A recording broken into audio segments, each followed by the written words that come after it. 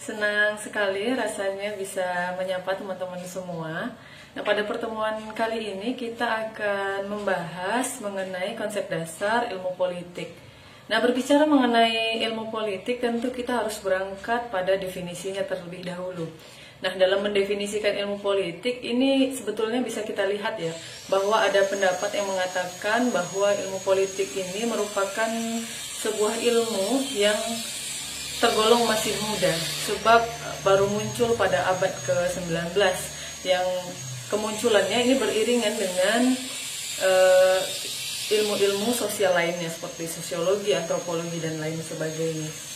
Nah, pendapat mengenai bahwa ilmu politik ini adalah ilmu yang masih muda, ini mengacu pada pendapat bahwa ilmu politik dipandang sebagai salah satu cabang ilmu sosial yang punya dasar, kemudian punya ruang lingkup yang jelas.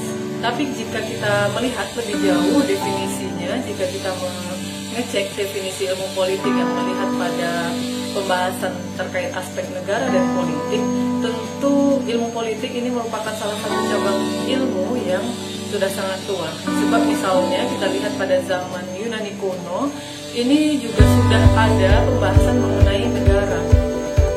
Ada. Nah, ini sudah pada tahun 450 sebelum Masehi. Atau juga bisa dilihat pada India, Cina, itu menunjukkan bahwa kajian mengenai negara ini merupakan kajian yang sudah lama dijalankan. Nah, perkembangan ilmu politik ini mencapai momentumnya, kemudian bisa meningkat secara pesat, ini terjadi setelah Perang Dunia. Nah, berbicara lebih jauh terkait ilmu politik, tentu kita harus melihat lagi ya definisi ilmu politik itu sendiri. Nah, jika kita ingin mendefinisikan ilmu politik sebagai ilmu yang menjelaskan terkait politik, tentu akan timbul pertanyaan, sebetulnya apa itu politik dan mengapa politik itu penting? Seperti itu. Nah, pada kehidupan masyarakat sejak zaman dahulu itu sudah dihadapkan pada kondisi sumber daya alam yang terbatas. Nah, dengan keterbatasan sumber daya alam itu tentu dibutuhkan suatu cara agar semua warga negara, agar semua masyarakat itu bisa puas dan bisa bahagia, bisa terbagi sumber daya alam itu secara merata. Nah, cara itu tadi itulah politik. Nah, lalu pertanyaan kemudian adalah bagaimana cara agar masyarakat bisa bahagia dan puas pada keterbatasan sumber daya manusia tadi. Nah, menurut pengamat politik, tujuan yang mulia itu bisa tercapai jika ada kekuasaan atas suatu wilayah atau dikatakan negara. Nah, kekuasaan itu tadi tentu saja perlu dijabarkan dalam sebuah kebijakan. Dalamnya nanti akan ada pengalokasian atau distribusi. Nah, dari sini kita bisa menyimpulkan bahwa politik ini berkaitan dengan power atau kekuasaan, juga berkaitan dengan decision making, pembuatan keputusan, juga berkaitan dengan public policy, kebijakan publik, dan juga berkaitan dengan alokasi atau distribusi. Nah, definisi mengenai ilmu politik ini bisa banyak teman-teman temui pada buku-buku referensi ya. Salah satu tokoh misalnya yang terkenal yang berbicara mengenai ilmu politik ini adalah Harold Laswell yang menjelaskan bahwa politik adalah who gets what, when, and how. Siapa mendapat apa, kapan, dan bagaimana. Itulah ilmu politik. Nah, untuk berbicara terkait dengan ilmu politik, kita juga tidak bisa lepas dari sejarahnya.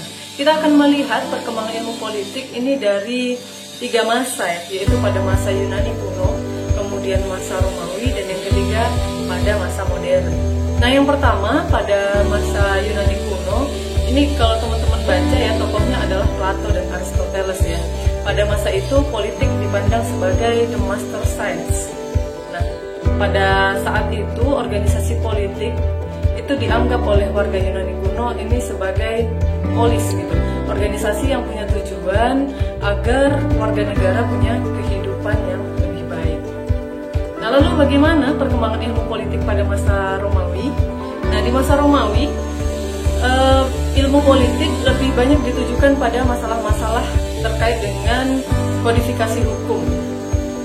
Jadi kodifikasi hukum ini kemudian bisa menjadi pedoman dalam bernegara. Lain hal dengan perkembangan ilmu politik di masa modern, ini ada banyak tokohnya. Misalnya di awal modern ini tokohnya adalah Niccolo Machiavelli dengan karya yang begitu terkenal adalah The Prince. Dia mencoba untuk memisahkan antara politik dan etik.